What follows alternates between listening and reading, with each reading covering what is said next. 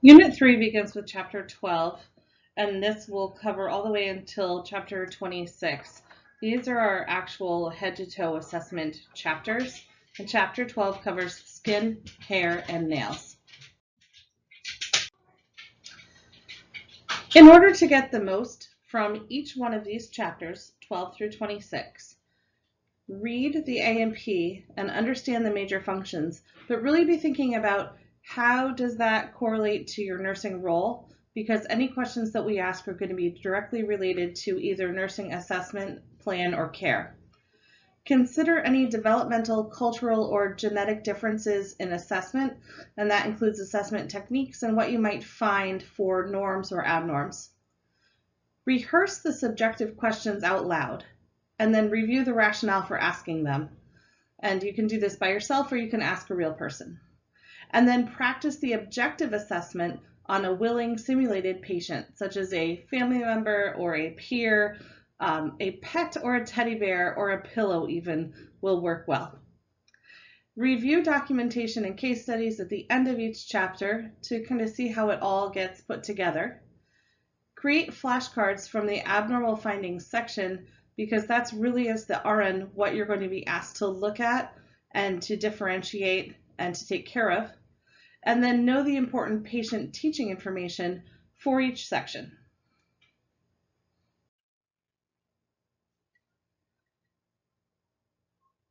For skin, hair, and nails, obtain your subjective data first, and this is done during your review of systems when you're taking your health history.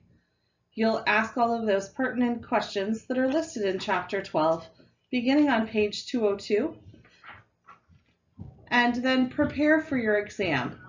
Mommy? It's important that you look at the skin very cautiously, because the danger, as you know, is overlooking something like a changing mole or an early sign of cancer or a subtle sign or symptom of some other underlying medical problem.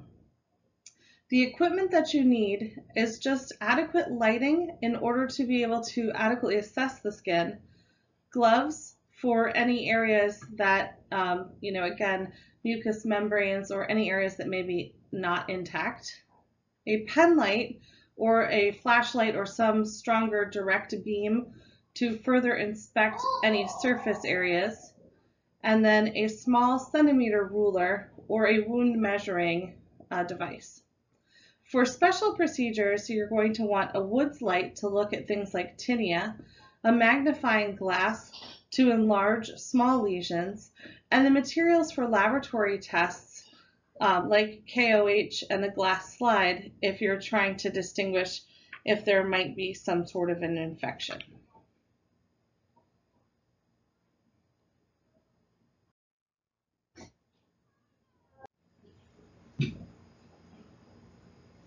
You complete your skin assessment throughout your examination. It begins with your general impression of the patient, and it continues throughout your entire head-to-toe assessment and systematic review.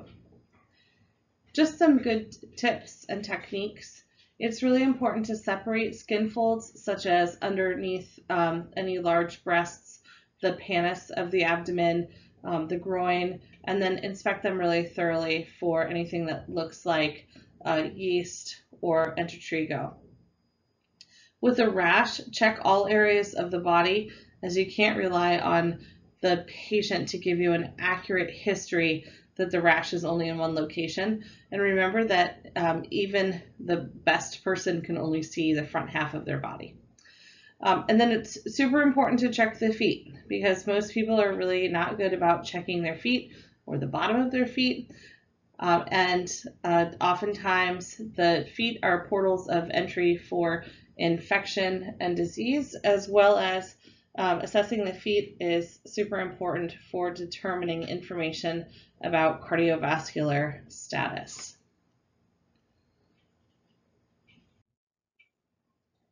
So as you're doing your skin assessment and you're doing your inspection and palpation, the first thing that you want to look at is the color, and that includes just general pigmentation. On page 207, there's a picture of vitiligo, which is the absence of melanin in different places. Some people also have cafe au lait spots, which is increased melanin in different places. Look for things like freckles and moles and nevi. You look for pallor in dark-skinned people by the absence of underlying red tones. Pallor is also most easily noted in places like the mucous membranes, the lips, the nail beds, and then also on the palate. But look at like the palmar aspect of the hands and the plantar aspect of the feet. Pallor of anemia is a different condition than pallor from poor circulation. So pallor of anemia you look for in the palpebral conjunctiva and the nail beds. Know the danger signs of the abnormal characteristics of things like moles, so the A, B, C, D, E that's listed on page 208. And beware that cyanosis is a very nonspecific sign. So on page 209, they show you a picture of cyanosis. Cyanosis can occur from poor circulation, but usually you see it mostly with hypoxia. But not all patients who are hypoxic will have cyanosis. And a good example of that is the patient who has severe anemia can have hypoxia because there is not enough hemoglobin to carry enough oxygen to perfuse the cells. So even though the patient appears a normal color, the cells themselves could be hypoxic. You want to look at or feel the temperature of the skin, and you want to do this with the back of your hand. So usually the dorsal aspect of the hand. Feel for anything that feels out of range. Hypothermia would be cold, hyperthermia warm. For moisture, you're looking for perspiration versus dehydration, anything that's excessively moist or excessively dry. Texture should be normal, smooth, and firm. And then, if somebody has hyperthyroidism, they may have like soft velvety skin, and hypothyroidism, they might have rough, dry, flaky skin. Areas that have had chronic irritation may take on a thickened, kind of a tough feeling as well. So for thickness of the skin, you're looking for calluses, looking for atrophy, edema. So you want to measure look for the presence of edema and then measure the depth of edema. So 1+, 2+, 3+, and 4+ edema. We oftentimes look for, you push down, lift your finger up, and how deep is the pitting that stays there. So 1+ pitting edema would be 2 millimeters, 2+ is 4 millimeters, 3+ is 6 millimeters, and 4+ is 8 millimeters. When you're assessing mobility and turgor, you want to do that on the anterior chest wall, just underneath the clavicle, rather than on the hand or the forearm, because those areas tend to lose elasticity as we age and are not an accurate indication of dehydration or poor skin turgor. Vascularity and bruising, so you're looking for cherry angiomas as well as bruising, and some people just bruise easily, other people bruise from recurrent falls, trauma, or abuse. When you're assessing a lesion, on page 212, it talks about how to document it. So color, the elevation, the pattern or shape, the size, the location, and whether or not there's any exudate or evidence of infection. And essentially, you're kind of documenting the ABCDEs of a skin assessment for a lesion assessment for cancer. You want to palpate it. So basically, you roll the nodule between the thumb and the index finger to see like how large and how deep it is. So just kind of give you an idea of how involved it is with the underlying structures and tissues. And then you can scrape a scale to see if it comes off.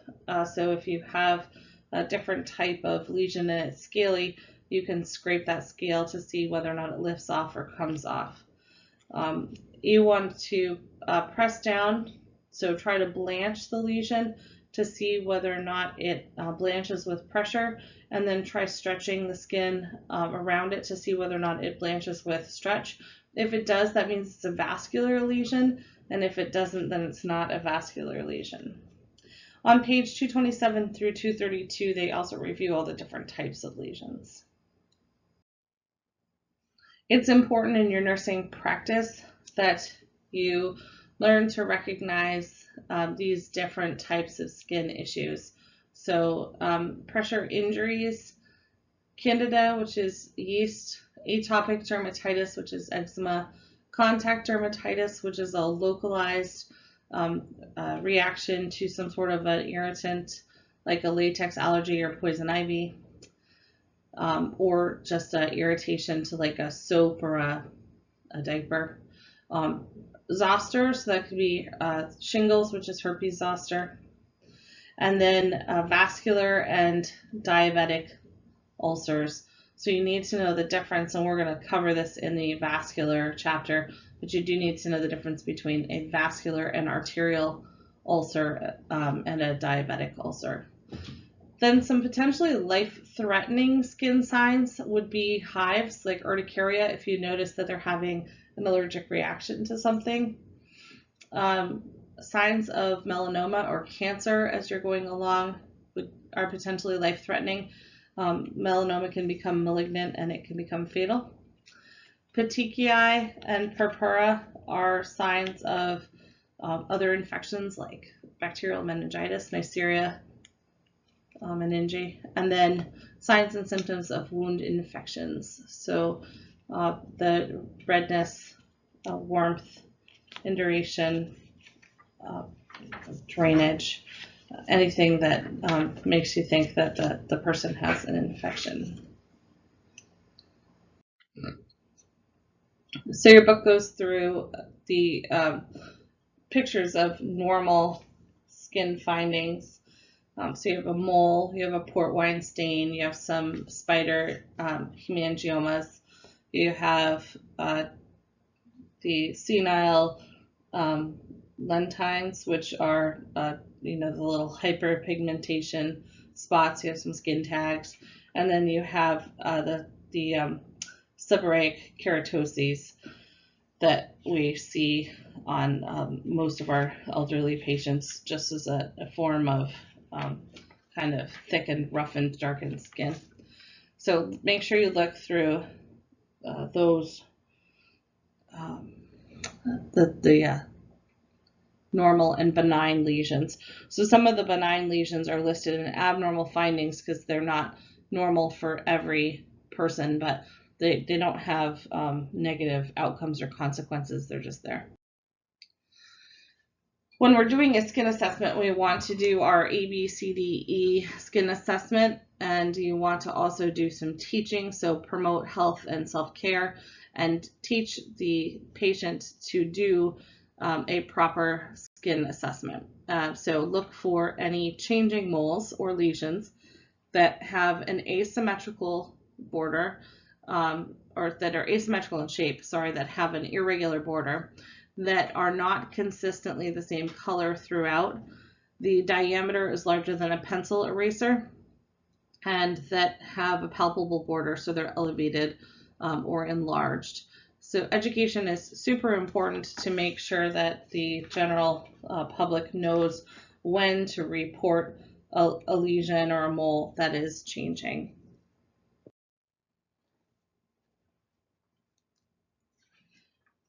So make sure you look through the baby normals also, just because, again, we're going to see babies in clinical pretty soon. So on page 227, we have common shapes and configurations of lesions. So annular literally means anus or ring or circular, and it begins in the center and spreads to the periphery. You see this with ringworm, which is tinea corporis, tinea versicolor, and pityriasis rosacea.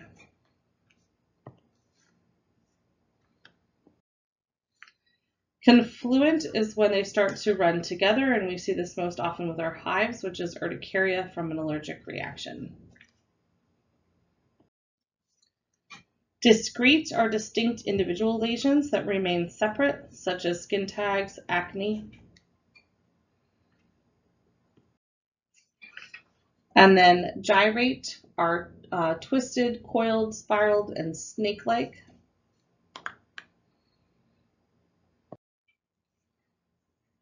Grouped are clusters of lesions. So you might see this with contact dermatitis. You might see this with urticaria or hives before they become confluent.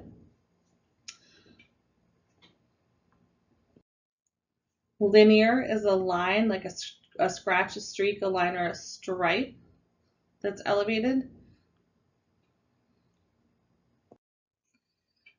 Zosteriform is zoster, essentially. So it's a linear arrangement along a unilateral nerve root. So it does not cross the spinal column, and it follows the nerve root, and it's usually vesicular in nature. So we see this most commonly with herpes zoster, which is shingles. Target or iris resembles an eye, so there's concentric rings in color of lesions. Erythema multiforme is a like a type of allergic reaction that occurs when somebody's having a problem either with a viral or a bacterial infection or a drug that they've taken. And I've seen this quite a few times in kids, and it looks like the most extensive case of urticaria that you've ever seen. It can become pretty dramatic. Polycyclic are, again, annular lesions that then grow together, like psoriasis and lichen planus. So they kind of start out as one and then spread or connect. For our other primary skin lesions, you want to describe them not only by their shapes and configurations, but you want to describe them by the depth or amount of the dermis and the size, so how much of the skin is involved. So macules are just a color change, so these would be things like freckles and changes in pigmentation. And then a patch is a macule that's larger than 1 centimeter.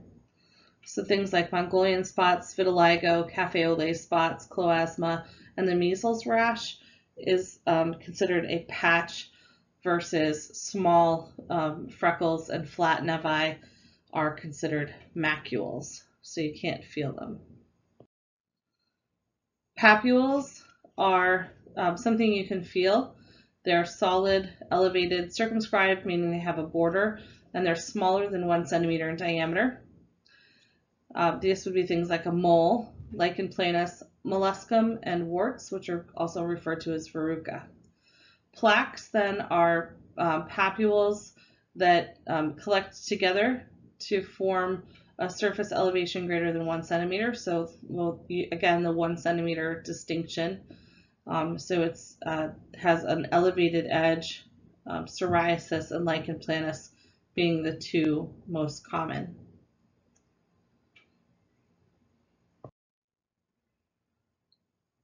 Nodules are solid. So if you think about nodes, like lymph nodes, nodules are things that are kind of solid, elevated, hard, or soft, bigger than 1 centimeter, and they can extend deep into the dermis. So things like a fibroma, a larger nevi, xanthomas, those as well. And then tumors would be even deeper, so larger than a few centimeters in diameter, firm or soft, go even deeper into the dermis, and it can be a benign or malignant tumor. Things like a lipoma or a large hemangioma are considered tumors rather than nodules, just because of their size and their depth. A wheal is a superficial raised area. It's transient, meaning that it's not permanent, and it's erythematous, so it's red or the surrounding area is red. It's slightly irregular in shape because of the fluid in the tissues, and you can get this from insect bites, allergic reactions, and anything that's basically a hive or a localized reaction. Urticaria is the generic term for hives where the wheel has progressed to multiple hives and joined together. So this is a more extensive reaction. If somebody has bug bites, we refer to them as wheels. If somebody's having a full-blown allergic reaction or an entire arm or an area, we refer to it as urticaria.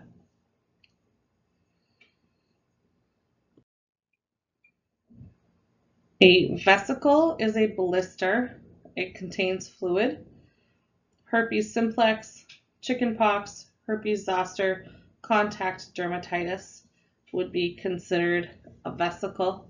When it's greater than 1 centimeter in diameter, then it becomes a bulla, and these would be things like our blisters and pemphigus and burns.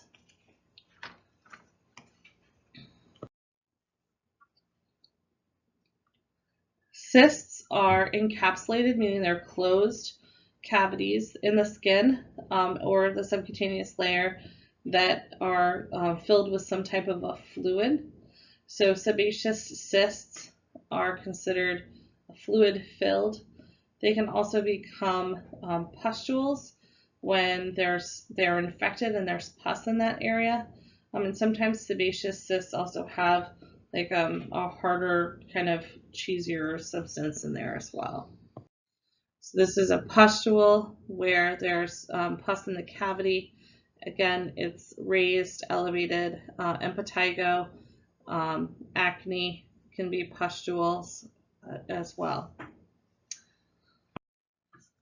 So what's the difference between a primary lesion and a secondary lesion? So a primary lesion occurs as a result of a specific cause.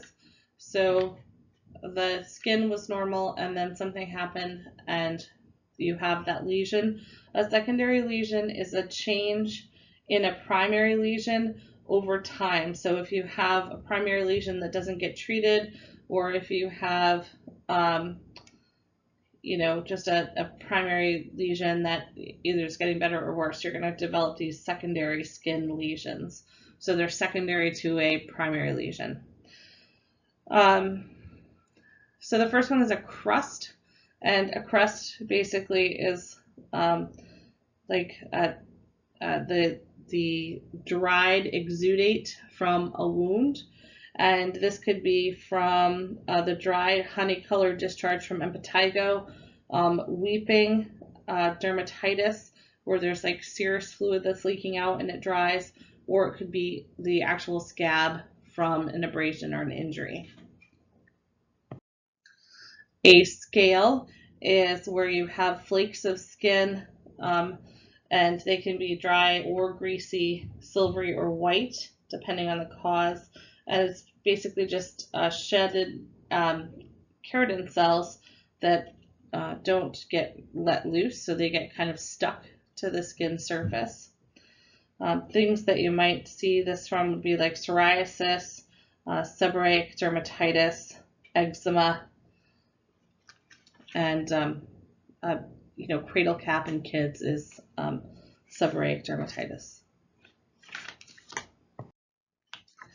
Our fissures are linear cracks with pretty abrupt edges that extend down into the dermis. They can be dry or moist.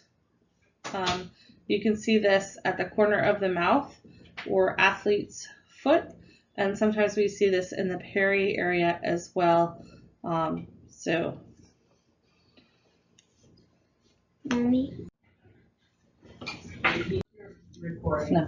An erosion is a scooped out shallow depression, and it's very superficial. So we see this when you just lose epidermis. The skin underlying tissue bed stays moist, but there's no capillary damage, so it doesn't bleed, and it heals without a scar. So you can see this from a variety of injuries, but technically this would be a stage 2 pressure injury if it was from pressure. Then we have ulceration that extends deeper into the dermis. There's an irregular shape. When the capillary beds are opened up, it bleeds and it leaves a scar when it heals. So these are venous stasis ulcers, pressure injuries, canker ulcers, things like that. Excoriation occurs when the patient is scratching. So these are self-inflicted abrasions. They're usually fairly superficial. Sometimes they do crust over, and the patient usually is experiencing intense itching. So insect bites, scabies, dermatitis, and varicella. I find in nursing that this term, excoriation, gets used inappropriately when people refer to a reddened peri area as being excoriated. That's only true if the patient has been scratching at it. A scar forms after a skin lesion is repaired, and then, the scar forms. I don't know. I don't have anything else to say about that. Atrophic scarring occurs when the skin is stretched. So these are stretch marks. They're also referred to as striae. And lichenification is what I was talking about when you have an area of the skin that gets thickened from prolonged intense irritation or scratching. So there's tightly packed sets of papules that look like lichen or moss actually on the surface of the skin, and so they call it lichenification of the skin. And you'll see this especially in the elderly in patches, oftentimes on the legs or the arms, where there's been constant rubbing or scratching. Keloid it's benign, but it's just an excess of scar tissue that occurs, and this actually has a genetic link. So you see this most often in earlobes, the back of the neck, the scalp, the chest, and the back. And it's most common in people who are 10 to 30 years of age that have Black, Hispanic, or Asian descent.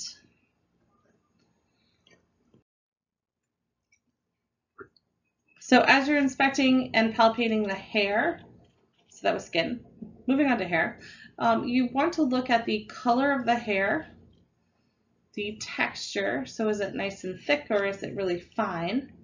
The distribution, so where are you noticing hair, because that makes a difference in terms of puberty and whether or not the person has alopecia, or you see hair loss with different medical conditions like thyroid problems. And are you noticing any lesions within the hairline? You can get tinea inside the hairline as well. And then you're going to inspect and palpate the nails. So you want to look at the shape and the contour of the nail beds. So at the top, you notice that the person has some diseased nails. Obviously, when you have nails that look like that, you're not going to be able to check capillary refill on those nails, but you could check it on the surrounding skin. You're going to look very closely for signs of infection in the surrounding skin when you have diseased nails, or when you have signs of ingrown nails. In the middle picture, you see clubbing. So that's a sign of chronic hypoxia. The cause may be respiratory, or it may be cardiac, or it may be hematological. Even cystic fibrosis patients can develop clubbing. You want to look at the consistency, the color, and then again check cap refill. So when you're examining the nail beds themselves, we're just looking for any signs of injury, malnutrition, hypoxia, both acute and chronic hypoxia, pigmentation lines, striations, anything like that. Are they nice and strong? Are they dry and brittle? Do they grow? Do they break? Like get a little bit of history from the patient. They often say that the skin, so your hair, nails, and skin, are an outer reflection of your inner wellness. So if you're noticing clear problems with the skin, the hair, or the nails, there's probably some sort of an internal problem as well, whether it's endocrine, hormonal, nutritional. I can't say because there's so many different things that it could be, but it merits further exploration. Infants have different skin color pigmentation issues that you should be aware of. So again, please review the pictures that are in your book under the normal and abnormal assessments. Mongolian spots are oftentimes misinterpreted and misreported by providers as being abuse or trauma, when in fact they're just pigmentation issues. Cafe au lait spots are a slightly darker brown pigmentation, and cafe au lait spots, if there's more than 6 of them, then we start to worry about other chronic disease. So cafe au lait spots are marked or linked to different kind of neurological, like neurofibromatosis, which is a neurocutaneous disease. Skin colors can change, so you can get a beefy red, kind of flushed color. The harlequin color change, which is kind of cool. You lay the kid on their side and half of them turns red and half of them stays white, and that's just a neurological thing that they grow out of. That's in little infants. Erythema toxicum, that's on page 217, and you see that it's just a rash. It looks like the kid's having like a dermatitis of some sort, but it's just completely normal. It just goes away on its own. Temporary cyanotic conditions can occur with kids. They can get acrocyanosis, which is peripheral cyanosis of the hands and the feet. And that's no big deal. It's kind of immature neurovascular systems or responses to things like stress or cold. And then cutis marmorata as well that you might see, which is modeling in the trunk and extremities from the cold. And the kid looks almost like a little checkerboard. Just cover them up, keep them warm. Remember, they need to be as covered as you are. We have physiologic and pathologic jaundice that can occur. So physiologic jaundice happens in relation to just normal destruction of red blood cells that were moms and now are just being hemolyzed. You usually see that about the 3rd to 4th day of life. Pathologic jaundice occurs earlier than that, where the child starts to turn kind of a yellowy orange color in relation to a problem with like feeding or retaining bilirubin. Keratinemia is where you have a high dose of keratin and the skin starts to turn kind of like an orange. You look like a carrot, basically. And then different vascularity and bruising issues. So again, those are all outlined. Just, read through, look through. If there's anything that's new or different to you, I think it's worth jotting down so that you're sure that you understand the language. Some common skin lesions that you'll see in kids. So diaper dermatitis, it could be yeast, but it's not always. Intertrigo is an itchy, irritated skin. Again, it also could be yeast, but not always. Intertrigo tends to be in areas where it is like moister and more irritated. On page 239 in your book, it shows intertrigo that is a candidiasis, which is why it's in parentheses there. Impetigo is, again, this is a bacterial infection, usually staph that the kid gets from rubbing their staph-infected hands on their face and breaking open the skin when they have a cold, and then the staph gets into the chapped skin of the face, which is one of the most common places that they get it. And it's thin-roofed vesicles, so they're very fragile, with an erythematous base, so they're red around it. And then they rupture and they have this thick honey-colored crust, so that's the bacteria that's kind of weeping out of it. It's highly contagious. It's most common in infants and kids, but we see it in adults as well. We treat it with mupirocin, which is Bactroban, which is kind of like the beefed up version of bacitracin. And if that doesn't work, then we go to an oral antibiotic, but usually just a topical like Bactroban is super effective. Atopic dermatitis, which is eczema, you see with papules and vesicles, weeping, oozing, and crusts. The lesions can be anywhere: scalp, forehead, cheeks, forearms, wrists, elbows, the back of the knees. And it kind of comes and goes with really severe itching, usually in kids that have allergies, food sensitivities, or just had some sort of viral illness and their immune system is really ramped up. You might see measles, and so the top picture is a child with a darker pigmented skin that has rubeola, which is measles. You might see rubella, which is that middle picture, which is German measles. It's a pink papular rash, similar to measles, but paler. And papular means that you can palpate it, so it's like sandpapery rash. And then you might see